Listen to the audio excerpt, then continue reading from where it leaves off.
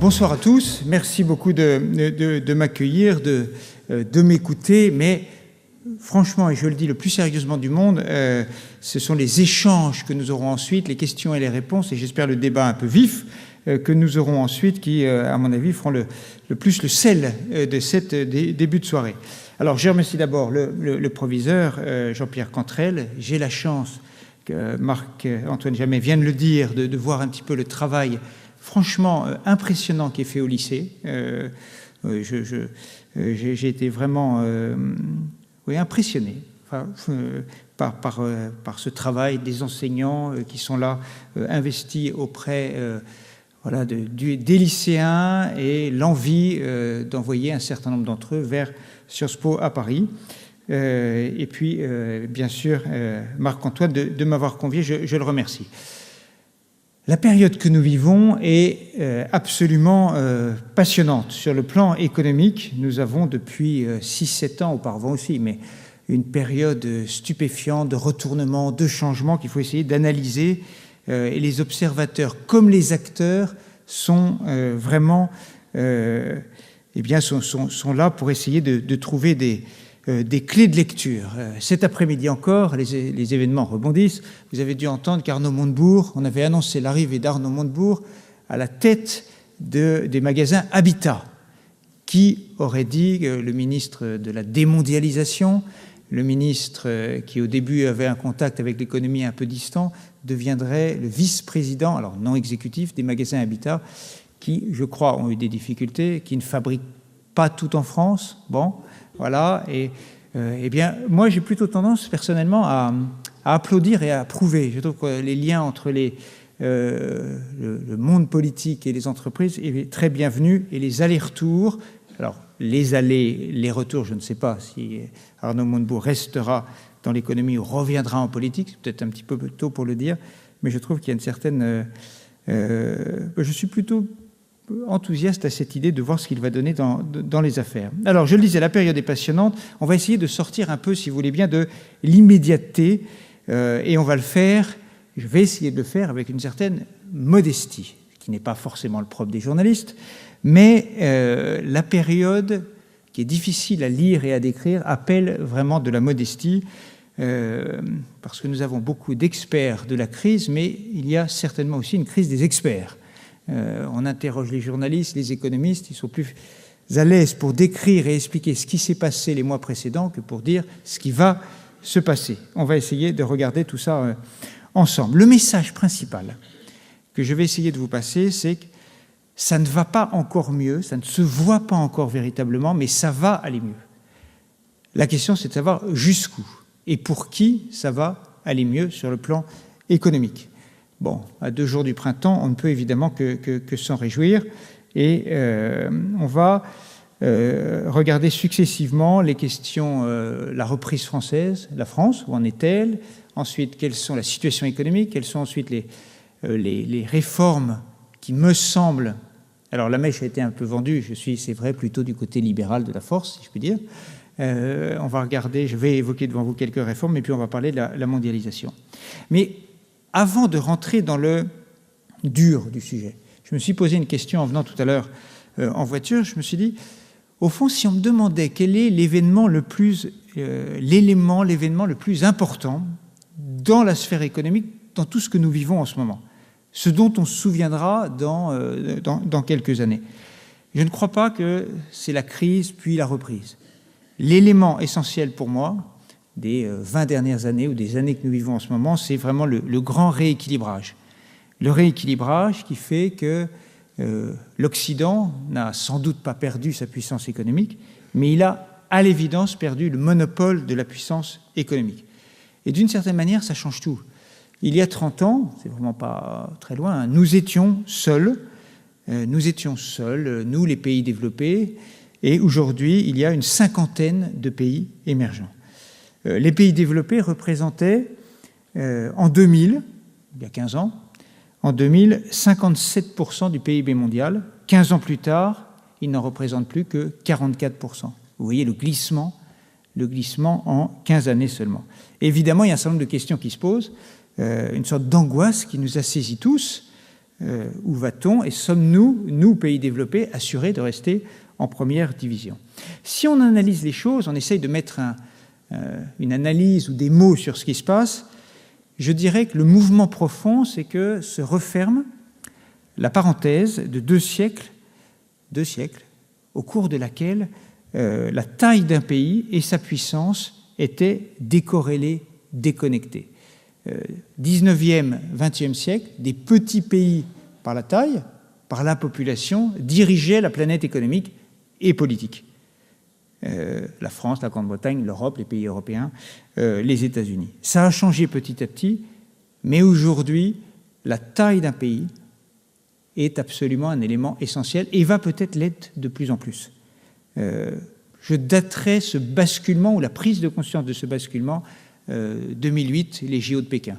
Je crois que c'est là que le monde entier a vu un peu stupéfait la force de la Chine. On le savait, on voyait l'usine du monde, etc. Mais on a découvert à ce moment-là que les choses ne seraient plus jamais comme auparavant. On sait bien aujourd'hui, mais enfin, on le sait, le salaire minimum sur les côtes chinoises est plus élevé que le salaire minimum en Bulgarie, en Roumanie, et ça progresse ce sera bientôt peut-être la Pologne, la République tchèque, etc. Ça progresse très très vite. Alors, je l'ai annoncé, on va évoquer 3 éléments. D'abord, la reprise. Quelle reprise en France?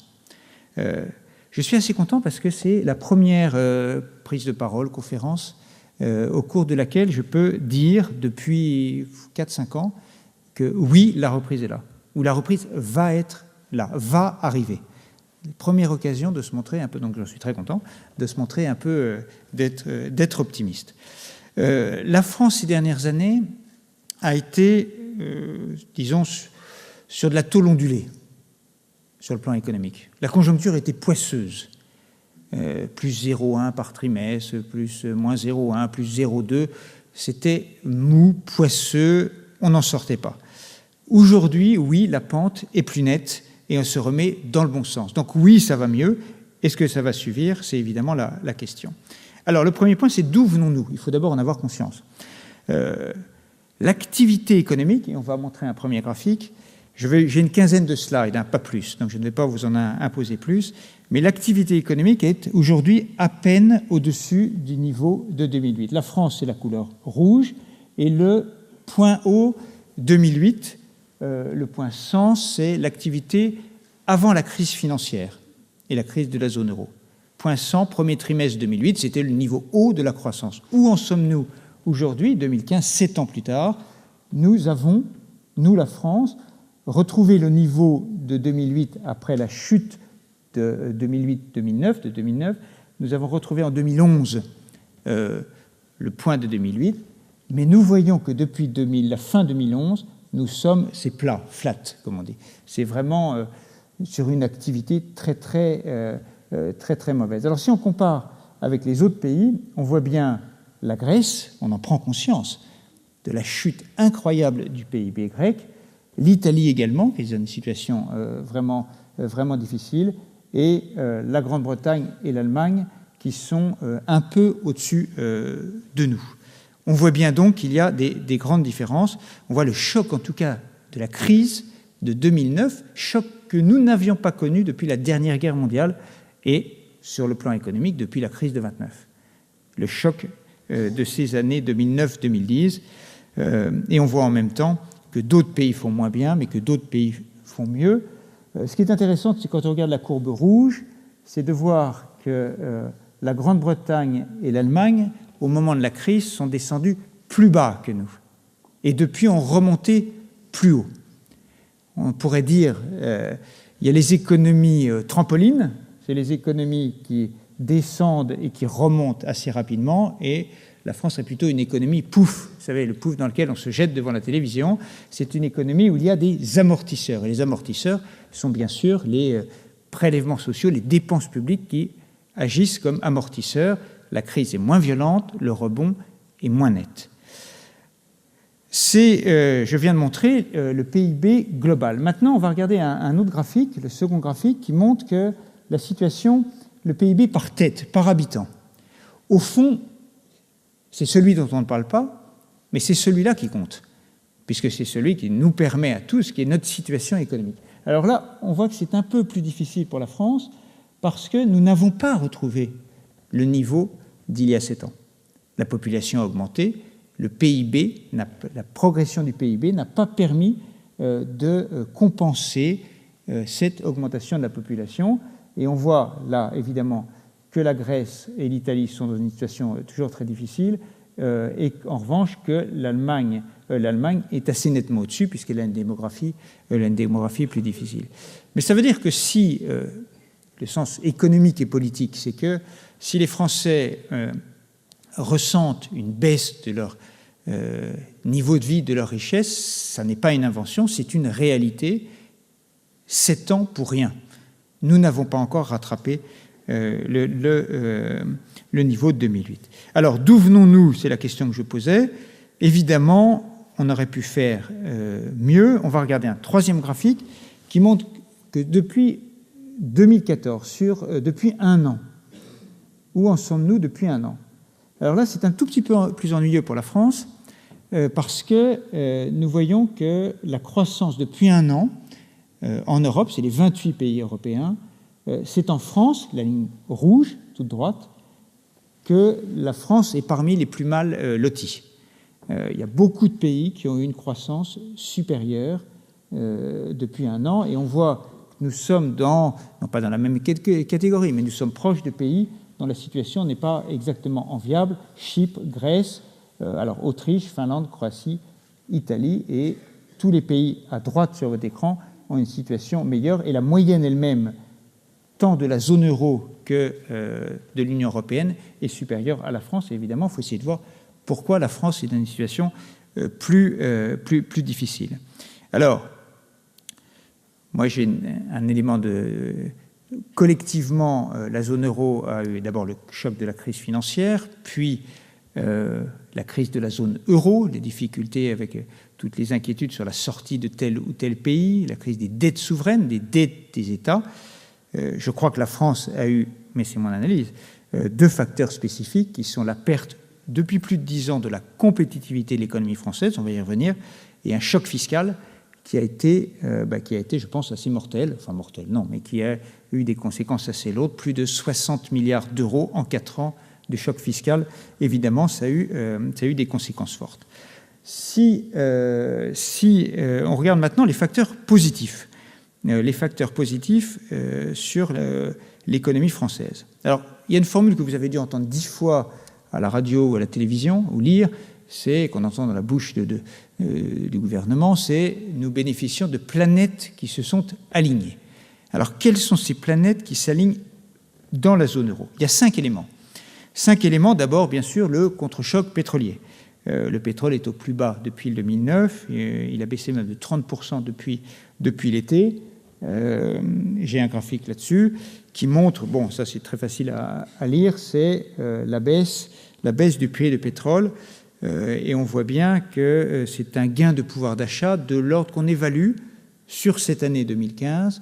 Chacun d'entre vous, vous allez gagner 200 € sur les pleins d'essence, sur le fuel, etc. Voilà, chaque ménage français va gagner 200 €. On voit bien que c'est assez net, et ça a continué. Donc là, c'est le 17 mars, donc c'est avant-hier. Je crois qu'aujourd'hui, c'est encore un peu plus bas. Au fond, c'est le plan de relance qu'on attendait depuis un certain temps et dont ont rêvé les frondeurs. Vous savez, les frondeurs du Parti socialiste. Bon, le plan de relance a été fait par les Saoudiens, donc évidemment, c'est une ironie de l'histoire. Deuxième élément, deuxième flèche, c'est la baisse de l'euro, 25% depuis l'été, donc là aussi, c'est beaucoup. Naturellement, ça aide les exportations, puisque ça veut dire que nos prix exprimés en dollars sont 25% moins élevés. Ça aide évidemment les exportateurs, c'est considérable. Ce qui est intéressant, c'est la combinaison des deux, qui est assez rare. La baisse, nous avons une baisse de l'euro sans que ça renchérisse le prix du pétrole, puisque le pétrole lui-même a baissé. Normalement, la baisse de l'euro aurait dû renchérir nos importations. Ça aide les exportations, mais ça renchérit le prix de l'énergie. C'est ce qui se passe toujours. Là, nous avons un mouvement concomitant qui est une fenêtre de tir, j'allais dire, assez exceptionnelle. Les autres éléments positifs en ce moment, c'est des taux d'intérêt qui sont historiquement bas. 1,50, les entreprises peuvent...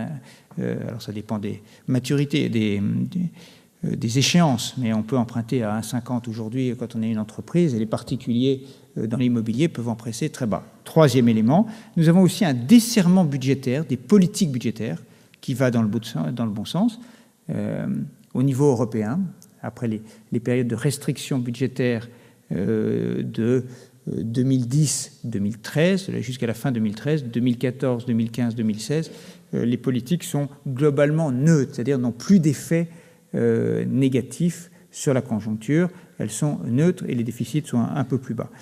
À noter quand même que la France se trouve dans une situation assez déplorable puisqu'elle a un des déficits les plus élevés. Il y a une petite humiliation française sur la question des déficits.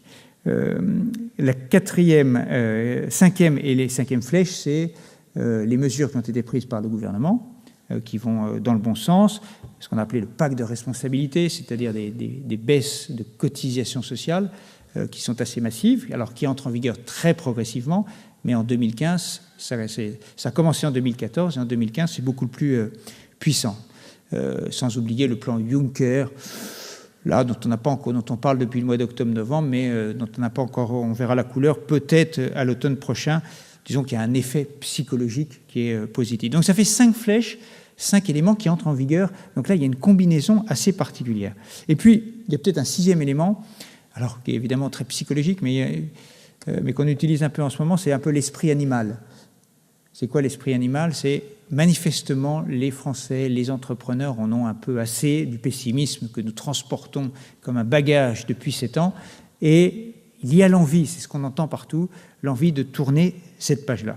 Donc au total, ça veut dire qu'on peut être surpris, on aura une croissance plus élevée. Alors l'OCDE, l'Organisation de coopération et de développement économique des pays développés, a publié hier ses prévisions pour la France, 1,1% cette année et 1,7% l'année prochaine. Bon, toutes ces dernières années, on se baladait entre 0,2 et 0,3%.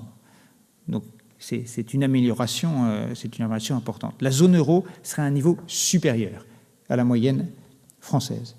Alors, ce ne sont pas des taux de croissance faramineux, mais c'est une amélioration.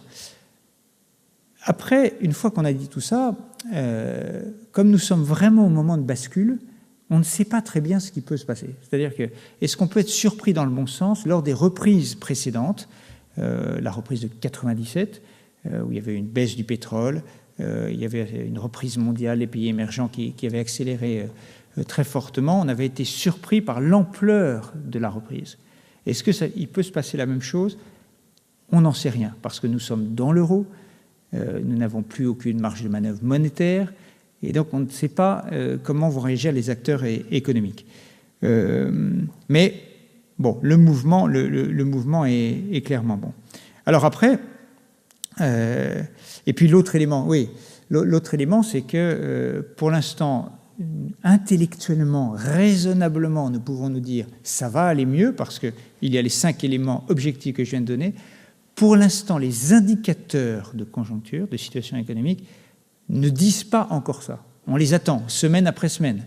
Pour l'instant, on ne le voit pas encore. On sait qu'on va le voir, on l'espère, mais donc il faut avoir une certaine prudence. Alors en même temps, on sait bien que la pente est longue.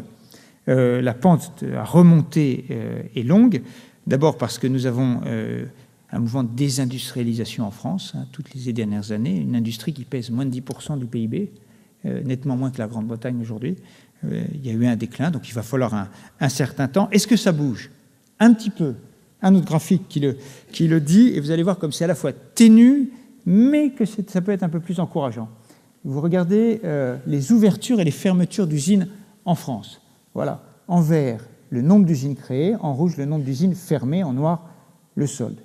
Bon, c'est difficile, mais on voit que le nombre d'usines créées, en 2014, est remonté un petit peu et le nombre d'usines fermées a baissé. La pente, là aussi, est timide. On espère qu'en 2015, ça ira beaucoup mieux. La clé, évidemment, ça va être l'investissement. Parce que la consommation, globalement, est là. La demande est restée soutenue toutes ces dernières années, mais c'est la clé de l'investissement, le moral des chefs d'entreprise. Évidemment aussi, la question, c'est le chômage. 1% de croissance, je disais 1% tout à l'heure, ça ne suffit pas pour baisser le chômage. Donc, on considère généralement qu'il faut que la croissance tourne autour de 1,4, 1,5 pour inverser la courbe du chômage, pour prendre une formule présidentielle. Et puis nous avons, je le disais, une démographie dynamique. La clé, je crois, ça va être des mois qui viennent, c'est est-ce que nous sommes capables d'améliorer la productivité des acteurs économiques. Contrairement à ce qu'on dit, nous avons une productivité en France qui, ces dernières années, n'est pas très bonne. Alors, j'y reviendrai plus tard, mais il y a notamment un élément qui est que les machines ont beaucoup vieilli ces dernières années en France, plus que dans d'autres pays. Il y a eu moins d'investissements, et donc nous avons une production par personne au travail qui n'est pas si bonne que ça. Et donc ça, c'est une difficulté. Et puis, il y a aussi, on le sait, peu de gens qui travaillent, et les gens qui travaillent ne travaillent pas forcément beaucoup. En gros, le français moyen travaille beaucoup, mais le français en moyenne travaille peu. Voilà. Et donc, c'est une difficulté dont on va reparler. Alors, naturellement, dans cette reprise, nous avons un certain nombre de chances, de succès.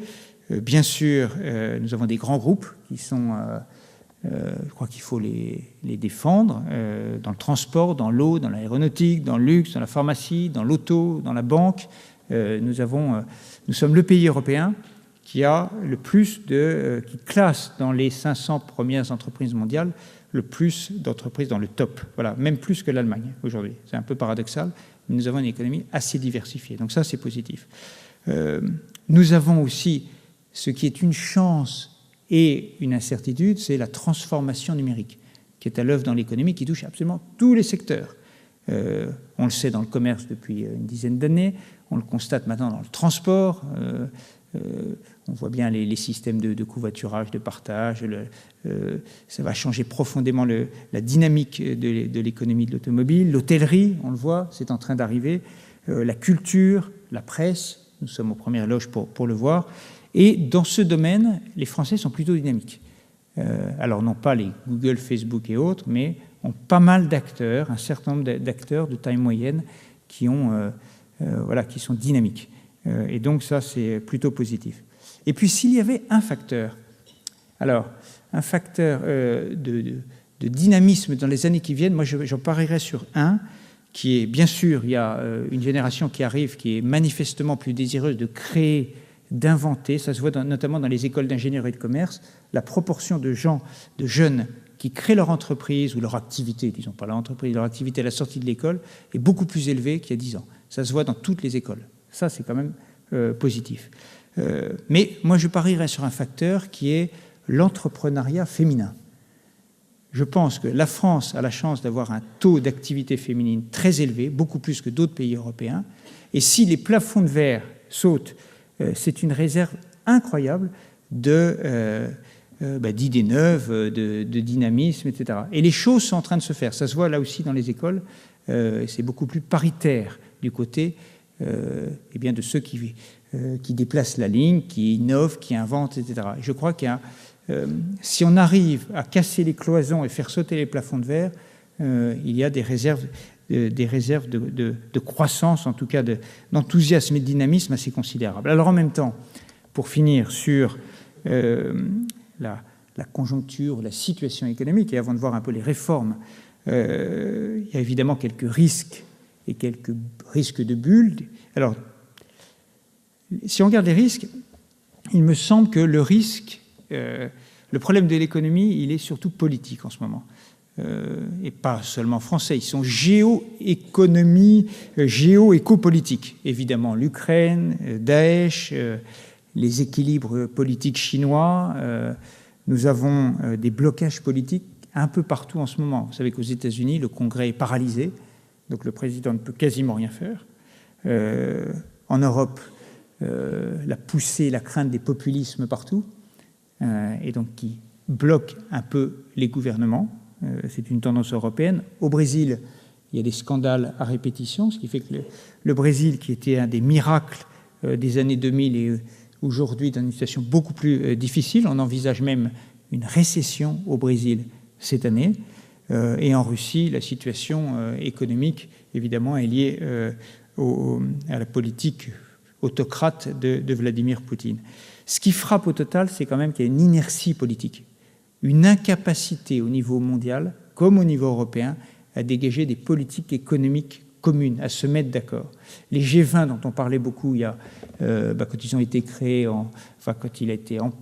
quand son rôle a été amplifié en 2008, c'est peu réuni, prend peu de décisions et en dehors du plan de la lutte contre la fraude fiscale sur lequel il se passe beaucoup de choses, est globalement assez inefficace. Il y a une inertie, une paralysie politique qui est inquiétante. On le voit bien aussi sur la construction européenne. Il y a peu de choses qui se sont passées depuis 5 ans. On a colmaté des brèches. On a la Grèce une fois, la Grèce 2 fois, la Grèce 3 fois, l'Espagne, le Portugal, l'Irlande. Mais en termes de construction européenne, on n'a pas remédié à la difficulté majeure de l'Europe, qui est celle-ci. L'Europe et l'euro auraient dû être une force centripète. Le système de l'euro aurait dû rapprocher les économies. C'était le but de l'euro. Que les économies, en termes de marché du travail, en termes de spécialisation, en termes d'organisation fiscale. Et en fait, l'euro a été plutôt une force centrifuge. Les économies se sont écartées sous le parapluie des taux d'intérêt très bas allemands. Et donc, c'est la difficulté de départ de l'euro qui n'est pas encore réglée. Est-ce qu'on va, sous la pression d'un certain nombre de partis dans tous les pays, aller vers moins d'Europe ou au contraire, peut-on aller vers plus d'Europe? Mais laquelle? On voit bien que les peuples, les populations ne sont pas favorables à l'Europe telle qu'elle s'est bâtie aujourd'hui, qui apparaît technocratique, lointaine, s'occupant de la taille des chasses d'eau et qui est incapable de fournir de la croissance. Et donc il y a une énorme difficulté qui est quelle Europe pouvons-nous construire? Et puis, naturellement, comme toujours, mais il y a des incertitudes financières. La question, c'est de savoir s'ils ne se reconstruisent pas en ce moment des bulles financières. Les banques centrales qui inondent de liquidités l'ensemble du monde, quand on regarde le bilan des banques centrales, il peut faire un peu peur. Parce que les banques centrales, que ce soit la Réserve fédérale américaine, que ce soit la Banque d'Angleterre, que ce soit la Banque centrale européenne depuis une semaine et demie maintenant, ont décidé, pour lutter contre la déflation, pour relancer la machine, d'imprimer des billets à tire-larigot. À un moment, est-ce que ça alimente des bulles? Est-ce que la croissance sera suffisante pour que ces bulles soient absorbées ou les bulles finiront par éclater? Et on sait bien qu'une des grandes difficultés, c'est qu'aujourd'hui, les chocs économiques se propagent à une vitesse considérable. La question suivante, évidemment, c'est de savoir si la France peut se réformer suffisamment et quel type de réforme pour profiter de la reprise qui s'annonce.